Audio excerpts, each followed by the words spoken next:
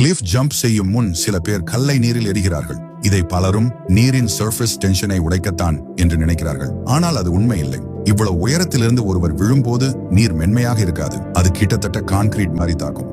அப்படிப்பட்ட வேகத்தில் சர்ஃபேஸ் டென்ஷனுக்கு எந்த முக்கியத்துவமும் இல்லை. அதே மாதிரி கல்லை எறிந்தால் நீர் எவ்வளவு ஆழமா இருக்கு என்பதையோ நாம் இங்கே விழப்போறோம் என்பதையோ சரியாக கணிக்க முடியாது. உண்மையிலேயே அவர்கள் கல் எறிவதற்கான காரணம் என்னன்னா, மேலே இருந்து பார்க்கும்போது நீரின் மேற்பரப்புக்கு அருகே கற்கள், மரக்கட்டைகள் அல்லது வேறு தடைகள் இருக்கிறதா என்பதை கண்டறியத்தான். கூடவே நீரின் ஓட்டம், அலைச்சல் போன்றவை எப்படி இருக்கு என்பதையும் கவனிக்க உதவும். சிலருக்கு அது மனதை தைரியப்படுத்தும் ஒரு பழக்கமாகவும் இருக்கும்.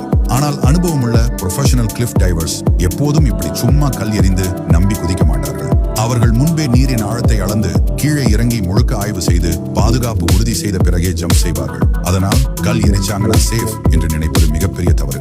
கிளிஃப் ஜம்பிங் பார்ப்பதற்கு சுவாரஸ்யமாக இருந்தாலும் அது நினைப்பதை விட மிகவும் ஆபத்தானது.